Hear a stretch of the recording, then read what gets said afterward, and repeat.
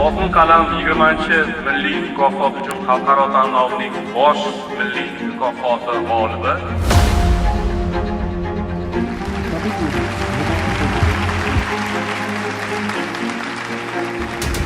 Jurnalistika sohasidagi eng nufuzli tanlovlardan biri Oltin qalam bu yil ham o'z kasbining fidoyilariga topshirildi. Xalqaro milliy mukofot bosma nashrlar, internet nashrlari, radio va televideniya kabi yo'nalishlarda eng munosib deb topilganlarga nasib etdi.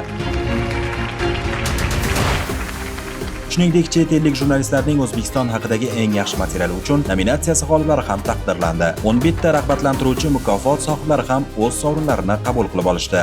Fuqarolik jamiyati institutlari faoliyatiga bag'ishlangan eng yaxshi materiallar uchun nominatsiya va ushbu nominatsiya bo'yicha g'olib Navbahor gazetasi bosh muharriri G'afforova Durdona